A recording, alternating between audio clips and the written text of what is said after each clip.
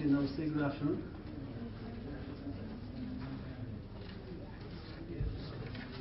His Excellency Dr. Sergey Vasilievich Velichkin, Ambassador of Russian Federation to Nepal, and Chief Guest of this program, our University Registrar Professor Dr.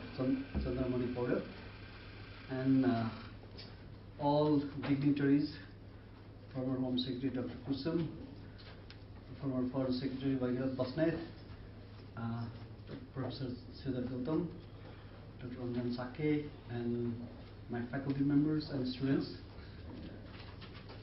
Today, before I would like to express my few words of welcome to His Excellency Ambassador Dr. Sergey for his valued presence today.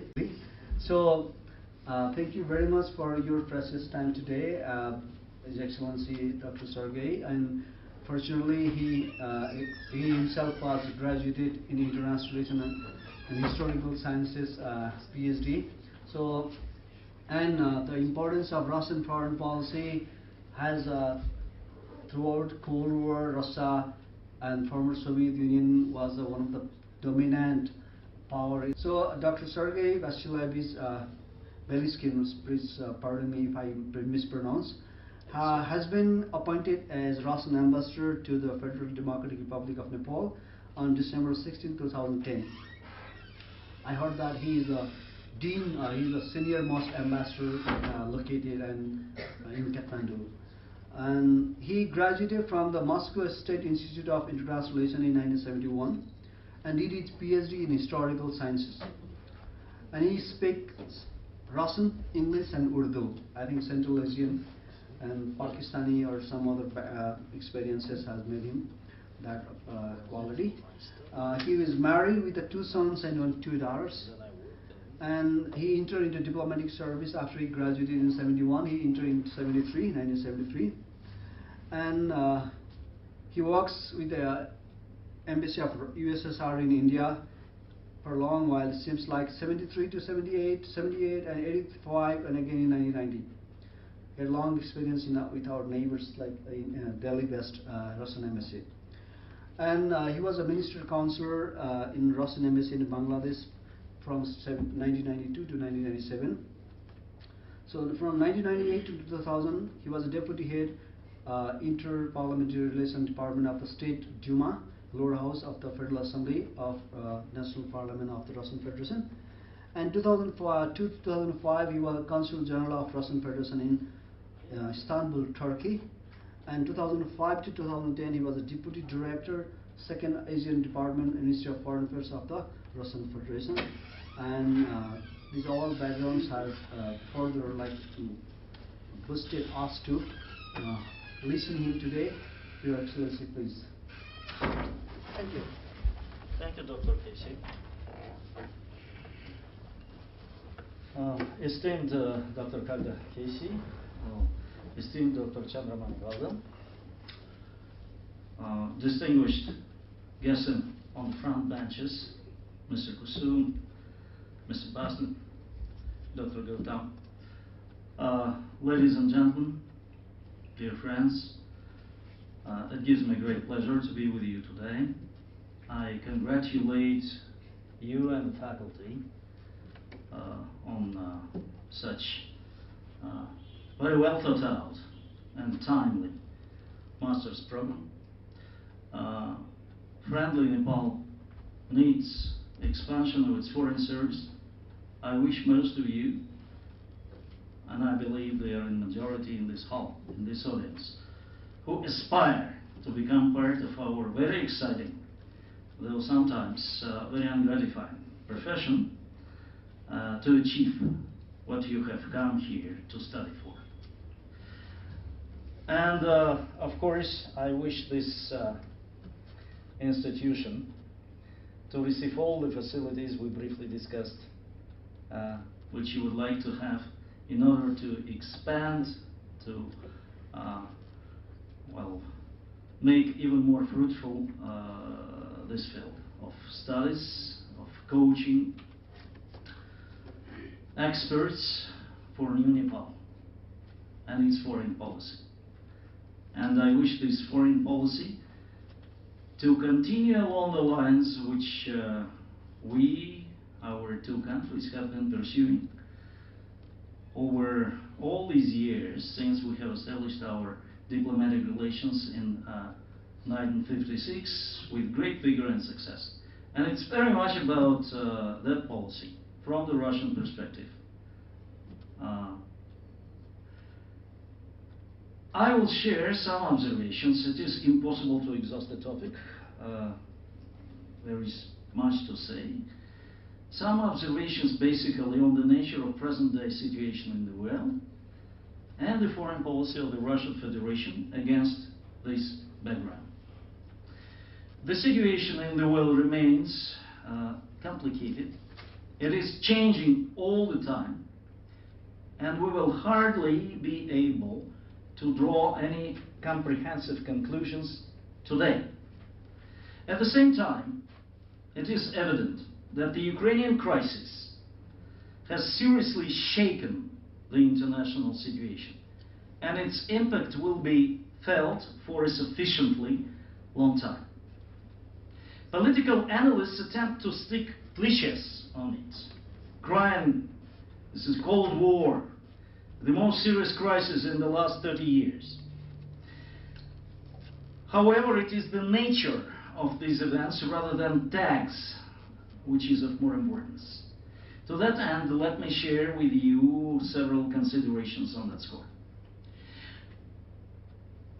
At the outset, I would emphasize that what has happened in Ukraine, in our vision, was not a manifestation of principally new facts, but it is rather a culmination of the course implemented by our Western partners for many years with regard to Russia.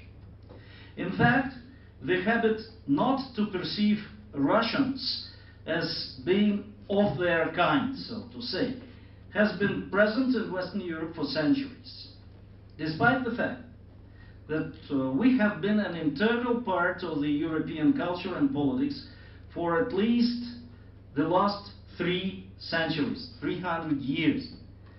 And the periods of Russia's active participation in general European affairs were characterized by stability and peace in that continent.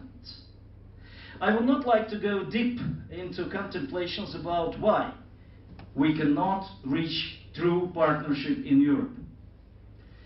Differences in worldview at large, historical experience, traditions, and finally the sheer size of our country evidently play their role in that. Unfortunately, the trend to see a rival rather than a partner in Russia was also maintained after the breakup of the Soviet Union. In fact, the course of deterrence, or as they sometimes say, containment of our country, in a milder form was continued.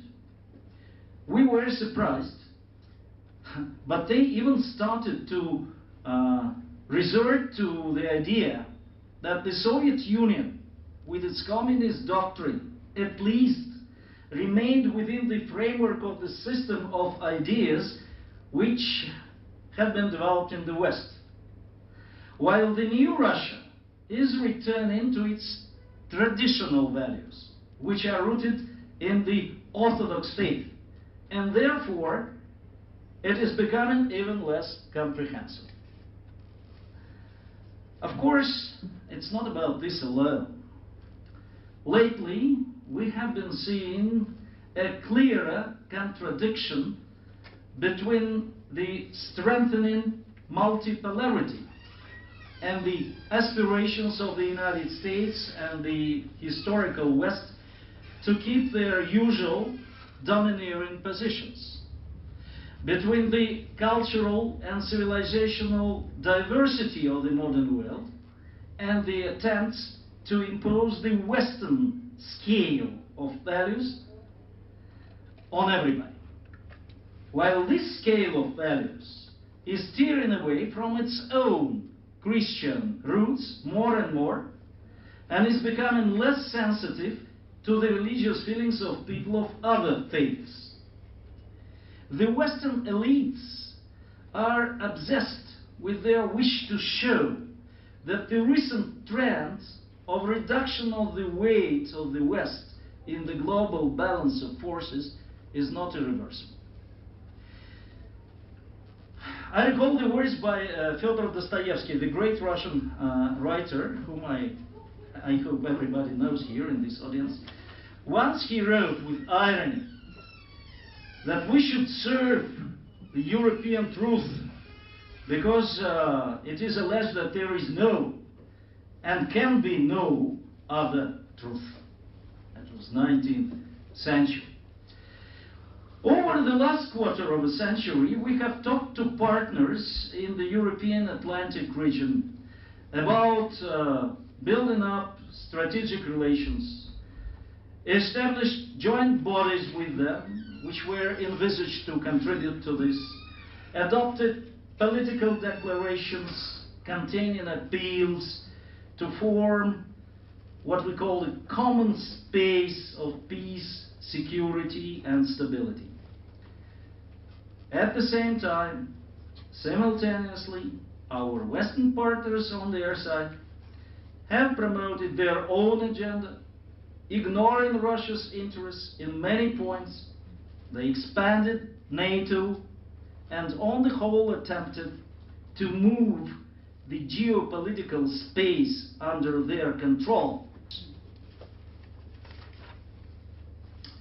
It seems that our country has come into the firing line as the most active expressor of an independent point of view in the modern world, which considers independent policy to be its natural right.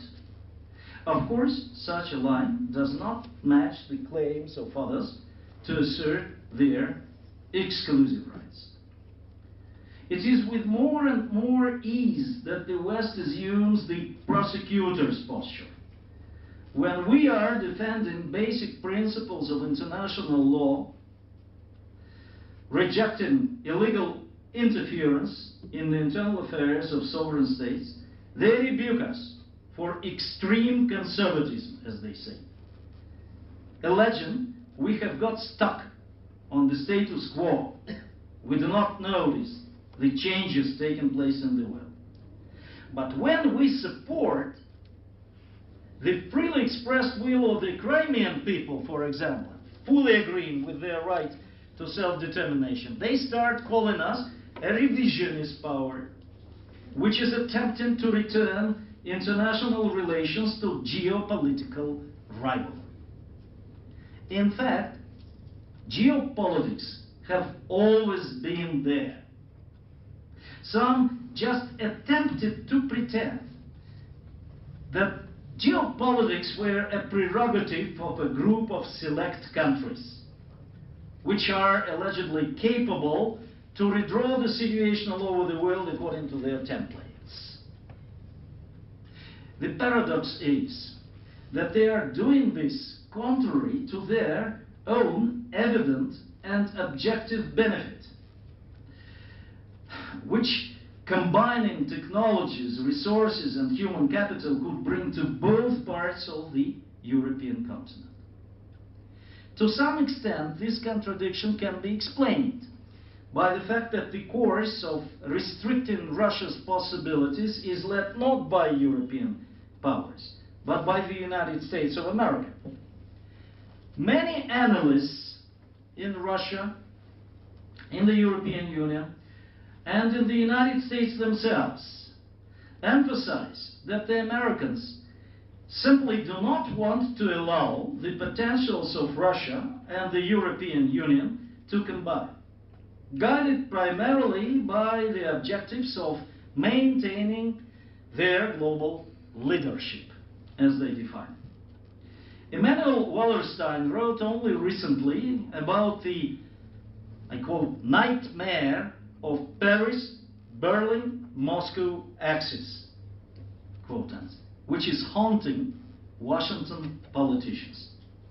It is believed that these considerations mainly predetermined the United States advanced an initiative to create a transatlantic trade and investment partnership.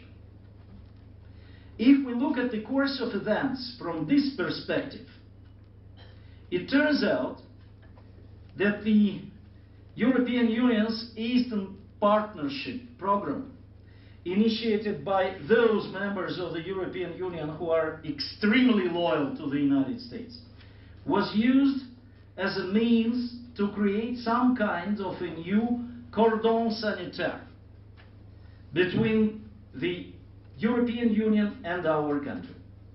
That is, in other words, to counteract Russia's as well as European Union's strategic interests to jointly search for new sources of development. Of late, it has become especially evident that the choice has been made in favor of stepping up activities to kick Russia back. The United States seems to do this more consciously, while the European Union does it to a great extent out of solidarity with their American partners, and in the hope that Russia will have to swallow, so to say, another way of attacking its interests.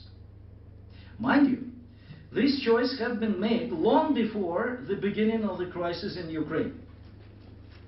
It is sufficient to recall such landmarks of the spinning of the anti-Russian spiral as the Magnitsky list.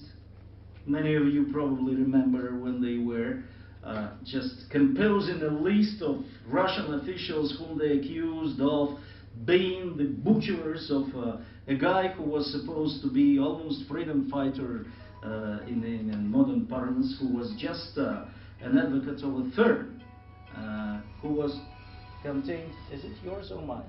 This is mine. I see. Well, in a Russian prison. This Magnitsky list, then accusations against us of supporting all the sins of first Iran and then Syria. The very fact of preparing and holding the Olympics in Sochi early this year became a cause for the ballooning of the anti-Russian propaganda which everybody here has seen reproduced in the local media. And ballooning it in proportions which have nothing to do with the common sense or even elementary decency sometimes. According to the President of Russia, Vladimir Putin, Ukraine emerged as the threshold beyond which further pressing of the spring was no longer possible. That's what it was to us. We warned our Western colleagues many times that it is inadmissible to swing the fragile internal political situation in Ukraine. We warned them regarding the serious consequences of creating a veritable hotbed of instability in Europe. Despite this, gross and crude interference into Ukrainian internal affairs was committed. The anti-constitutional, going against Ukrainian constitution, which was enforced, coup d'etat, based on ultra-nationalist and neo-Nazi forces, was designed, staged, and supported. Russia responded to this in the only possible way for us. Having demonstrated that we will under no circumstances just sit there passively on our hands, observing the implementation of the regime change operation in our fraternal neighboring country, with open, brazen attack on Russians, their language, history and culture, their legitimate rights as per general European conventions. At the same time, we have always aspired to and are still ready for joint, honest work to assist the Ukrainians in overcoming the crisis situation in their country, which is fraternal to us, and will remain so, ever. We have supported the agreement of February 21st. I will remind you that was the agreement between the then legitimate president of that country, Mr. Yanukovych, and the opposition who were heading the mass gathering in the center of Ukrainian capital Kyiv, the so-called Maidan, the square where thousands of protesters gathered. The agreement which said that the two sides will not resort to violence, the government will withdraw the police, and the protesters will lay down their arms, will release those they have captured, they will withdraw from the administrative houses they have occupied, and there will be after that negotiations between the sides. There will be serious reform, constitutional reform, and on that basis early presidential elections to be followed by parliamentary elections. And it was undersigned by 3 European foreign ministers. Unprecedented act. They did it. We supported it, although we never considered it even remotely an ideal arrangement. And still, we participated in working out the Geneva Statement of April 17. We accepted the roadmap developed by current President of the Organization for Security and Cooperation in Europe, Swiss President Didier Burkhalter. All these documents, they contain the general main principles, the implementation of which can lead to the restoration of peace in Ukraine. Primarily, this is cessation of violence and the beginning of an inclusive internal Ukrainian dialogue, which should ensure legitimate interests of all regions of that rather complicated country. We have kept calling upon the Western sponsors of the Kyiv authorities every day to use their influence to ensure stopping immediately their military operations in the southeast of Ukraine, where people were not prepared to accept authorities which came to power, captured power through completely illegitimate, typical violent coup d'etat, which was practically controlled, and that control later spread to the authorities established by the ultra-nationalist forces, including those elements who directly proclaimed themselves descendants of Stepan Bandera, who was a leader of collaborators with Hitler, leading the organization which was responsible, and that was recognized by the Nuremberg Tribunal in 1945, immediately after the Second World War. It collaborated in eliminating hundreds of thousands of people with extreme cruelty. That was the organization which declared on the 30th of June 1941 that they fully support the great Führer, leader, Neta of Germany, Adolf Hitler, and his world conquest and all the attendant proofs.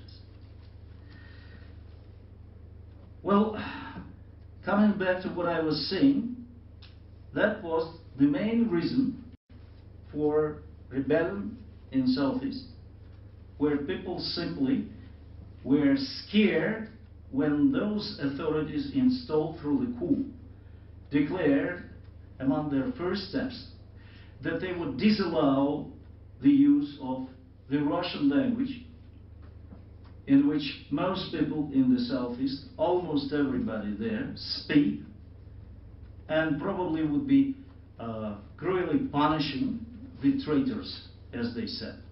That's why they formed their self-defense squads. So, these operations in southeast of Ukraine were supposedly an answer to this rebellion, and are seen there as an attempt to suppress their rights finally, to persecute them, and they resulted in many people having been killed. Most of them just ordinary folks, women folk and children. In hundreds, if not thousands. Nobody has got the right count now. So we hope that after this stoppage of fighting there, search for ways to set up the negotiation process may be started regarding an exit from the crisis. That is why the Russian president has expressed his support recently to the newly elected Ukrainian president's decision to stop hostilities and declare a ceasefire in the southeast. It is a well-known fact, because it is freshly reported, it is this week's event, that in no small measure, due to the participation of the Russian ambassador, my colleague, in the first ever contacts between the representatives of the sides, that their meeting has resulted in the declaration of the ceasefire. Ceasefire from June 24th till tomorrow. That is June 27th, 10 o'clock morning. Well, now, fortunately, we are hearing about some attempts to prolong the ceasefire. This is the effect of yesterday's and today's telephonic conversations between, on the one hand, the Russian president and the French president and chancellor of Germany, with the participation of Mr. Poroshenko, the newly elected Ukrainian president, and on the other hand, between foreign ministers like Minister Lavrov of Russia and Minister Steinmeier of Germany. But there are mixed reports about most recent developments. Let us hope that the Ukrainian leadership proves to be capable of keeping its word and controlling the extremist ultranationalist forces, who will definitely try to undermine such negotiations, and that's what we witness. And we know that Poroshenko is quoted already to have said that he is on the verge of declaring the ceasefire off due to supposed violations from the rebels, though the rebels themselves not only allege, but there are documented evidences of the Ukrainian army having stepped up during this so-called ceasefire. Not having stopped, but stepped up their attacks and bombardments. Well, in real terms, it will remain up to the West to use its influence on the official Kyiv to bring the process to the start of a genuine national dialogue. Now, abandoning Ukraine for a while, let me tell you how we see the further development of the international situation. First of all, we are against sliding back to primitive schemes of head-on confrontation between Russia and the West.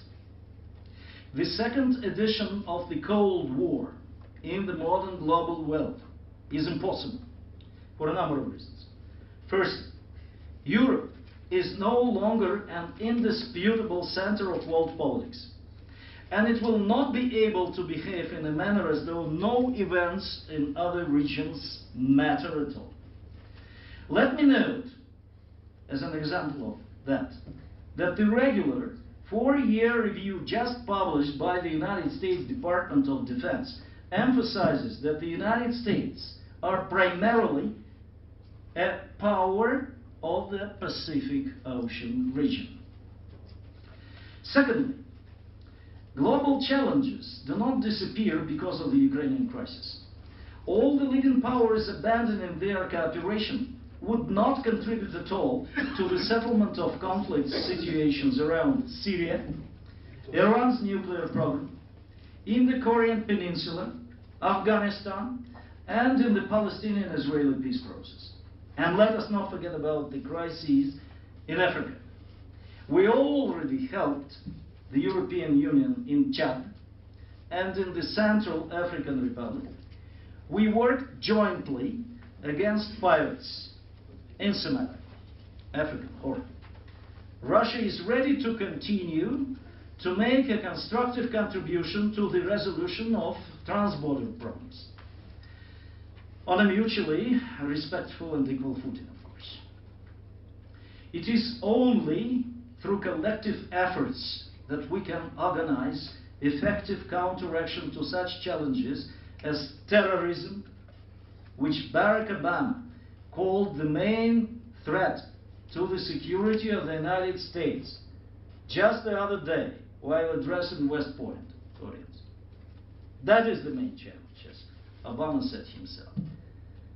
Also such challenges as narco traffic, proliferation of weapons of mass destruction, illegal migration, climate change, and many other things.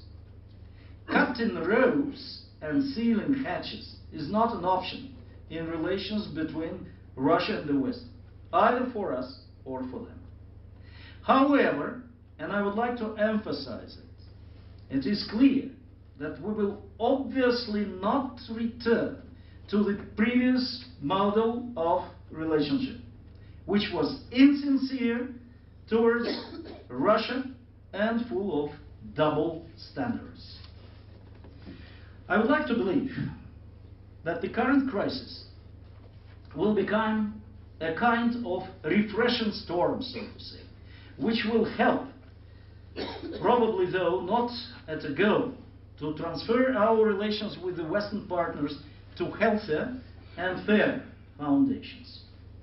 It will probably involve less from now on those tormenting discussions about the search for common values, but involve more recognition of each other's right to be different, more aspirations to build relations on firm foundations of equality, mutual respect, and taking into account each other's interests.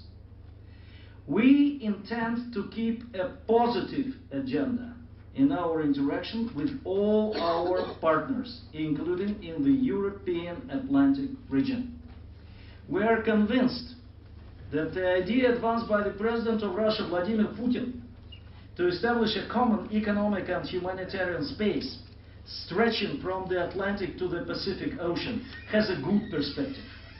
Such a space could include the European Union countries, as well as the member states of the Eurasian Economic Union. And you know that Eurasian Economic Union is the entity which has been freshly established through signing a particular treaty on that. And it is operational from the 1st of January next year. It includes Russia, Kazakhstan, and Belarus.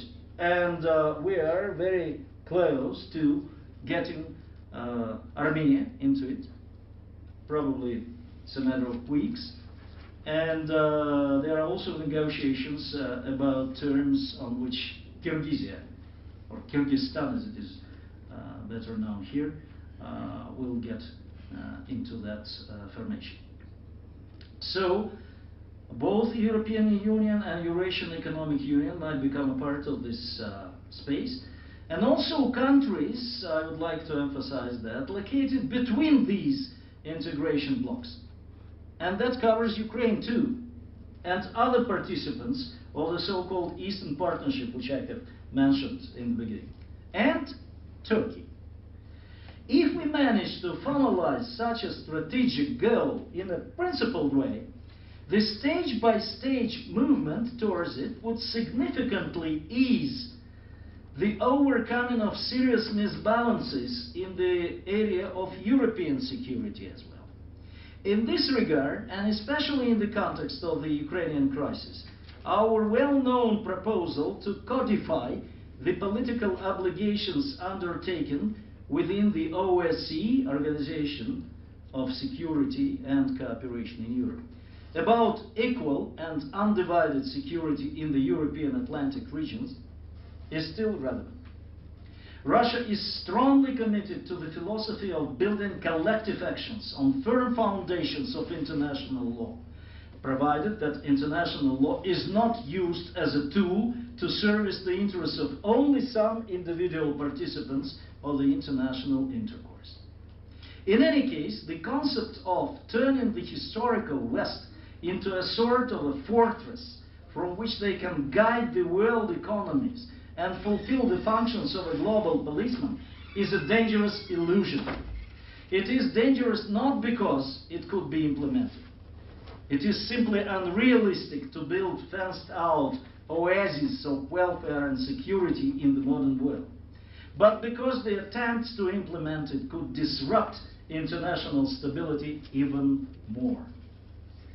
We have been proposing a different path for a long time, to combine the potentials and political will of all the three branches of European civilization in the interest of ensuring its sustainable perspective in today's dynamic and highly competitive world.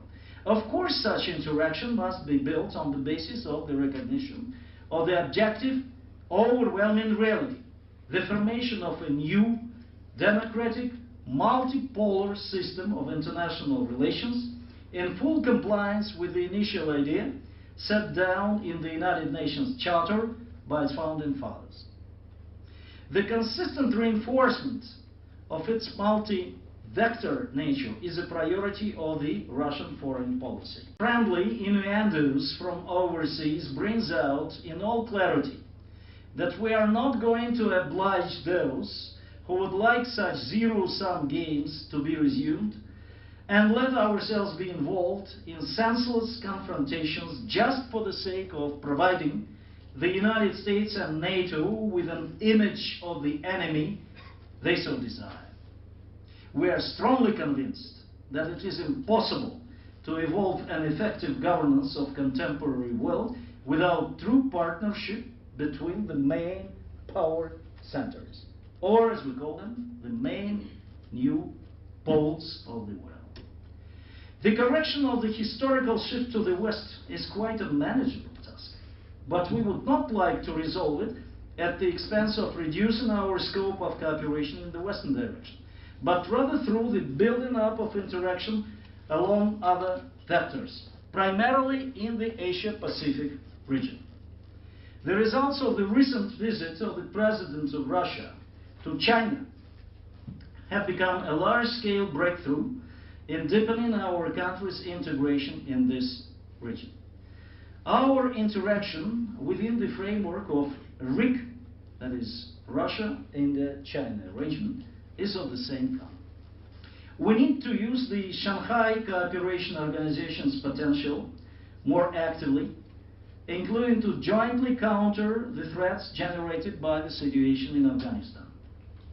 The forthcoming BRICS summit in Brazil is expected to confirm the effectiveness of this influential group, which is a sample of cooperation above regional structures and not against anybody, but for the sake of promoting matching interests. Whatever the outcome, Russia remains and will remain a major global power player, and this envisages the continuation of its vigorous policy in all directions, including the development of relations with the Latin American and African countries, with the so-called remote and smaller states, no matter whether their agendas are defined by their belonging to the least developed or post-conflict categories. Esteemed colleagues, the situation in the world remains complicated, and it is hard to predict its development. We can be sure that the future will bring us many surprises, including in the form of emergent factors which change the rules of the game. It seems evident that international development will not be linear and will involve new junctions and turns, resulting in additional risks as well as opportunities. We believe that given the time-tested traditions of interaction based on proximity of fundamental interests and shared adherence to the principles of the Charter of the United Nations and the common vision of more just and equitable world order of cooperative multipolarity, Russia and Nepal will continue to be together in this volatile but promising contemporary reality. Thank you for your kind attention. To express our sincere thankfulness to Your Excellency, Dr. Sergey. His lecture was really insightful and more particularly thought-provoking. Thank you, dear audience. Very responsive, very intelligent audience. I ever seen. Best wishes.